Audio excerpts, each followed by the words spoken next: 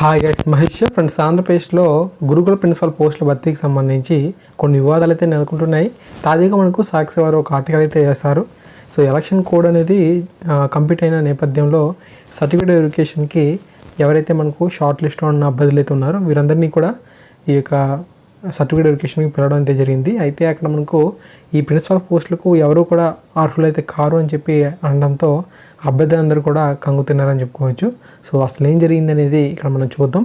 So ఫిబ్రవరిలో మనకు జిల్లా కోఆర్డినేటర్ పోస్టులు 4, ప్రిన్సిపల్ పోస్టులు మనకి 27, టీజీటీ పోస్టులు 552, కేర్ టేకర్ సంబంధించి 127 పోస్టుల భర్తీకి నోటిఫికేషన్ అయితే ఇచ్చారు.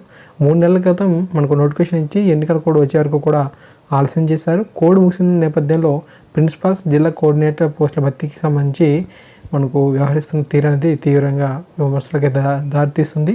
ఈ ప్రిన్సిపల్ పోస్టుల భర్తీ కోసం 24 మంది అభ్యర్థులైతే సోమవారం పిలిపించడం జరిగింది. సర్టిఫికేట్ వెరిఫికేషన్ కోసం శనివారం మధ్యాహ్నం అభ్యర్థులకు ఫోన్ చేసి చెప్పారు. ఆదివారం రాత్రి వెబ్సైట్లో మెరిట్ లిస్ట్ అనేది పెట్టకుండా షార్ట్ లిస్ట్ అనేది పెట్టడం జరిగింది.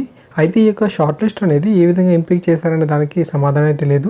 సో ఎవరైతే 24 మంది అభ్యర్థులు అయితే ఉన్నారో వీరందరూ కూడా గురుకుల విద్యాలయ సొసైటీకి వచ్చిన తర్వాత అక్కడ సర్టిఫికేట్ వెరిఫికేషన్ పరిశీలించిన తర్వాత ఈ 24 మందిలో ఎవరు కూడా ప్రిన్సిపల్ పోస్ట్కి అర్హులు కారు అని చెప్పి తిరస్కరించడం జరిగింది.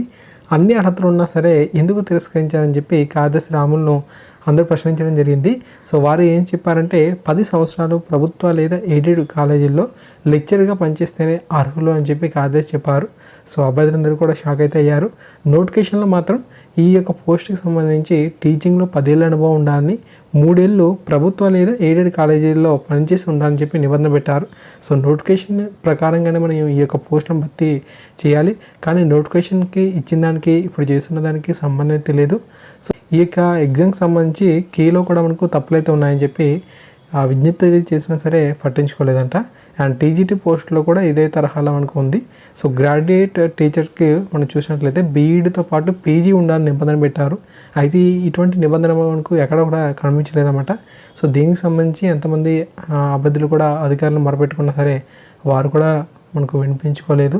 సో ఈ విధంగా మనకు ఇన్ఫర్మేషన్ అయితే ఉంది. ఈ పోస్టుల భర్తీకి సంబంధించి మనకు చాలా వివాదాలు అయితే నెలకొంటున్నాయి. అతి త్వరలోనే ఈ యొక్క సమస్యలకు పరిష్కారం లభించాలని చెప్పి మనం అంతా ఆశిద్దాం. Thanks for watching this video. తప్పకుండా మరిన్ని అప్డేట్స్ వచ్చినట్టు మీకు అందిస్తూ ఉంటాను. ప్లీజ్ సబ్స్క్రైబ్ చేసుకుని సపోర్ట్ చేయండి. Thank you.